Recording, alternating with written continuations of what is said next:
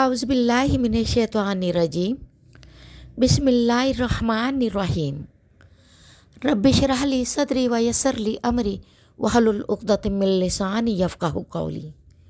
अस्सलामु अलैकुम। कैसे हैं व्यूअर? मुझे उम्मीद है कि आप अल्लाह के फजल व करम से खैर व आफ़ियत से होंगे। मेरा चैनल देखने वालों और मेरा चैनल सुनने वालों और जो मेरे चैनल पर इस वक्त मौजूद हैं, इन तमाम दोस्तों को शाज़िया नज़र बहुत सारी दुआओं के साथ आप सबको खुश आमदीद कहती हैं। सामीन नाज़रीन, नबी पाक ने जब कब्रों पर जाने की इजाज़त दी तो इस वक्त ये भी बता दिया कि कब्रों पर कुछ लेने की गरज से ना जाओ, बल्कि कुछ देने जाओ। और देना यह है कि कब्र वालों के हक़ में दुआ करो कि अल्लाह ताला इनको आज़ाब से सलामती में रखे, इनके गुनाह माफ़ कर दे।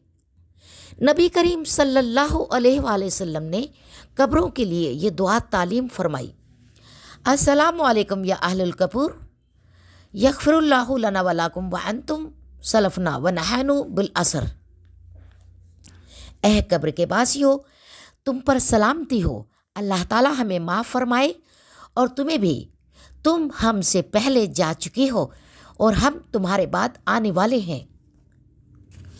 चाहे वो एक आम गुनाहगार मुसलमान हो और चाहे अल्लाह का नेक बंदा, इसका जनाजा हमारे सामने होता है और हम सफ़ बांधकर दुआ करते हैं। आखिर ये कैसे मुमकिन है कि ज़मीन के बाहर तो हम अपने मरने वालों के लिए मग़फ़रत की दुआ कर रहे हैं, मगर जब वो ज़मीन के अंदर उतर जाएं तो हमारे हाजत रवा मुश्किल कुशा बन जाएं। गर्ज़ ये कि कब्रिस्तान में जाना इस हद तक सुन्नत है कि वहाँ जाकर हम अपनी कब्र और मौत को याद करें और कब्र के अज़ाब से बचने के लिए हम दुनिया में नेक व सालिहा अमल करें। उस्मान रज़ी अल्लाह अन्हा कब्र को याद करके इस कदर रोया करते थे कि इनकी दाढ़ी मुबारक आंसुओं से भीग जाया करती थी। लेकिन आजकल हमने कब्रिस्तान जाकर बजाय इसके कि हम अपनी और साबे कब्र की मग़फ़रत की दुआ मांगे, इसके बरअक्स हम कब्रों की पूजा पाठ करते हैं। कब्रों पर मुजावरात और कलंदरी करते हैं, सजदे और तवाफ़ करते हैं, रोना धोना करते हैं, शीरनी बांटते हैं, चादरें चढ़ाते हैं, चरस भंग और उरियानी फ़ाशी होती है, गाना बजाना और धमाल होता है, उर्स और मेले होते हैं, मन्नतें और मुरादें होती हैं, तबरुक चढ़ावे चढ़ाए जाते हैं। गर्ज़ ये कि हर वो चीज़ जिससे अल्लाह ताला की किताब और इसके नबी मोहम्मद मुस्तफ़ा सल्लल्लाहु अलैहि वसल्लम ने मना फरमाया था, वहाँ वो काम किए जाते हैं और जिसमें मुब्तला होने वालों को दुनिया में ज़िल्लत और आखिरत में जहन्नम का हकदार करार दिया है। जंदब रज़ी अल्लाह अन्हा रवायत करते हैं कि मैंने नबी करीम सल्लल्लाहु अलैहि वसल्लम से सुना है, वो फरमाते थे कि ऐ लोगों, कान खोल कर सुन लो कि तुमसे पहले जो लोग गुज़रे हैं इन्होंने अपने अम्बिया और अपने औलिया की कब्रों को सजदा गाह और इबादत गाह बना लिया था। सुनो, तुम कब्रों को सजदा गाह ना बनाना, मैं इस फाल से तुमको मना करता हूँ। इसी तरह कुरान करीम में इस फाल शनी से रोकने के लिए किस कदर बलीग और आलमी बयान आया है। वल्लज़ीना यदऊना मिन दुनिल्लाहि ला यख़लुक़ूना, वल्लज़ीना यदऊना मिन दुनिल्लाहि ला यख़लुक़ूना शय्यन व हुम युख़लक़ून अमवातुम गैरु अहयाइन व मा यशउरून अयान युबअशून। और अल्लाह के अलावा दूसरी हस्तियाँ जिनको लोग हाजत रवाई के लिए पुकारते हैं, वो किसी चीज़ के भी खालिक नहीं हैं, बल्कि ख़ुद मखलूक हैं, मुर्दा हैं ना कि ज़िंदा, और इनको ये तक मालूम नहीं कि कब इन्हें दोबारा ज़िंदा करके उठाया जाएगा। ये अल्फाज बता रहे हैं کہ یہاں خاص طور پر جن بناوٹی معبود کی تردید کی جا رہی ہے وہ نہ تو بت ہو سکتے ہیں، نہ شیطان اور نہ فرشتے، بلکہ صاف صاف مراد قبروں والوں سے ہے، کیونکہ شیطان اور فرشتے تو زندہ ہیں۔ سوال یہ پیدا ہوتا ہے، ان کو یہ بھی خبر نہیں کہ ان کو دوبارہ کب زندہ کر کے اٹھایا جائے گا۔ سامعین ناظرین، اللہ تعالیٰ سے دعا ہے کہ اللہ تعالیٰ ہمیں صحیح اور سچا اور پکا مسلمان بنائے اور رسول پاک صلی اللہ علیہ وآلہ وسلم کی سنت پر چلنے کی توفیق عطا فرمائے۔ آج اس امت پر نگاہ ڈالیے تو صحیح، نقشہ نظر کے سامنے ہوگا، کہیں کوئی قبر مسجود خلائق ہے، کہیں کوئی آستانہ ہے جس پر جبی جھکائی جا رہی ہے، کسی کو دستگیر، کسی کو غوث، کسی کو مشکل کشا پکارا جا رہا ہے، اور وہ گھر جہاں پیشانیوں کو جھکنا چاہیے تھا خالی پڑے ہیں، اور اس ذات کے ساتھ جو صحیح معنوں میں دستگیر، مشکل کشا اور حاجت رواں یوں شریک ٹھہرائے جا رہے ہیں۔ اب اگر مالک کائنات کا غصہ اس امت پر نہ ٹھہرے اور وہ اس امت پر عذاب نہ کرے تو اور کیا ہو اور کیا کرے؟ لہٰذا ہمارا اولین فرض یہ ہے کہ ہم اپنے آپ کو شرک کی گندگی سے بچائیں، اللہ تعالی ہمیں محفوظ رکھے۔ اللہ کے سوا کسی اور کو حاجت رواں، مشکل کشا مان لیا جائے، اس بات کو کہیں وہ ظلم عظیم کا نام دیتا ہے۔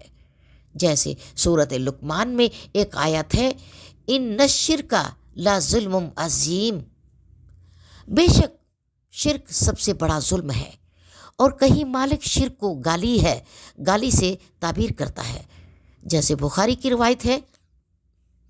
تو میرے عزیز دوستو، میری پیاری بہنوں اور میرے دینی بھائیوں، حقیقت یہ ہے کہ جو شخص بھی اس شرک جیسی نجاست میں لت پت ہو کر بغیر توبہ کیے مر جائے، اس کو اللہ تعالیٰ کبھی معاف نہ کرے گا اور ہمیشہ ہمیشہ جہنم کی آگ میں جلتا رہے گا، چاہے اس نے نمازوں پر نمازیں پڑھی ہوں، روزے رکھے ہوں، یا بے شمار حج کیے ہوں، یا بے شمار عمرے کیے ہوں۔ اس کے علاوہ اللہ کے نبی صلی اللہ علیہ وآلہ وسلم نے قبروں کو پختہ بنانے سے منع فرمایا ہے، جیسے مسلم کی حدیث میں ہے۔ جابر رضی اللہ عنہ روایت کرتے ہیں کہ نبی کریم صلی اللہ علیہ وسلم نے قبر کو پختہ بنانے سے منع فرمایا ہے، اور اس سے بھی کہ قبر کے اوپر کوئی عمارت بنائی جائے یا اس کے اوپر بیٹھا جائے۔ مسلم۔ تو میری عزیز، میری دوستو، میرے بھائیوں، ہمیں یہ سوچنا چاہیے کہ ان قبروں کو پختہ بنانے، ان پر عرس میلے کرنے، ان پر مجاورات کرنے اور ان کی پرستش کی کس قدر سخت وعدین نازل ہوئی ہیں، لیکن ہم اس قدر برائی میں ملوث ہوتے جا رہے ہیں۔ آخر میں ایک واقعہ سنا کر ختم کرتے ہوں۔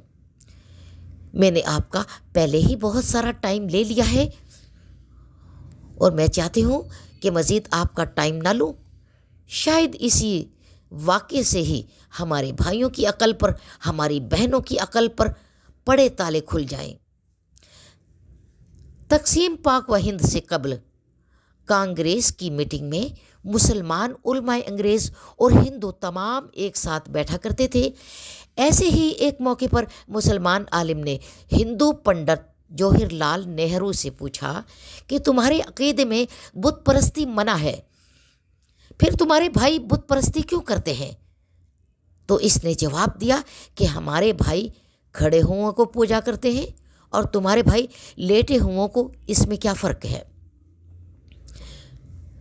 تو میری عزیز بھائیوں، میری پیاری دوستوں اور میری بہنوں، دیکھو کس قدر شرم کا مقام ہے کہ ایک غیر مسلم مسلمان کے عمل پر طعنہ زنی کر رہا ہے۔ اللہ سے دعا ہے کہ اللہ تبارک و تعالی ہمیں سمجھ عطا فرمائے، آمین۔ توحید کا ڈنکا عالم میں بجا دیا کملی والے نے، توحید کا ڈنکا عالم نے بجا دیا کملی والے نے۔ اٹھو پاکستانی بھائیوں، تم بھی پاکستان میں صحابہ کرام رضی اللہ عنہ کی طرح توحید کا علم بلند کرو۔ اللہ فرما چکا قرآن کے اندر، میرے محتاج ہیں پیر و پیمبر، نہیں طاقت سوا میرے کسی میں، کہ کام آوے تمہاری بے قسی میں۔ جو خود محتاج ہوئے دوسرے کا، بھلا اس سے مدد کا مانگنا کیا؟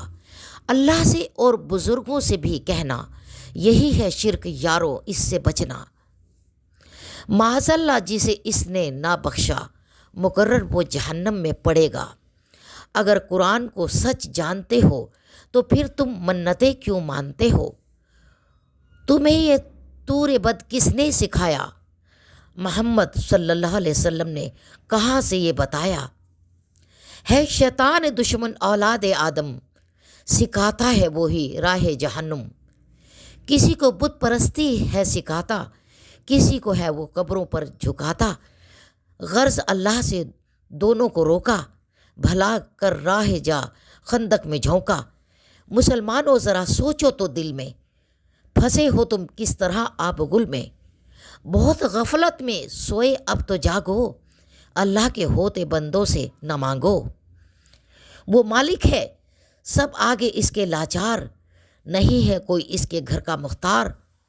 وہ کیا ہے جو نہیں ہوتا اللہ سے، وہ کیا ہے جو نہیں ہوتا اللہ سے، جسے تم مانگتے ہو اولیاء سے۔ اے مسلمانوں، خدا را اللہ کے سوا کوئی طاقتور، کوئی معبود نہیں ہے۔ سامعین ناظرین، اللہ تعالیٰ ہم سب کو صراط المستقیم پر چلنے کی توفیق عطا فرمائے۔ میری خاص دعا ہے اللہ کریم سے کہ اللہ رب العزت آپ کو اور ہم سب کو صحت اور تندرستی کے ساتھ زندگی عطا فرمائے۔ انشاءاللہ روزانہ آپ کی خدمت میں ہم اچھی سے اچھی ویڈیوز لے کر آئیں گے۔ دعاؤں میں یاد رکھیے گا۔ شازیہ نظر کو اجازت دیجیے، خدا حافظ۔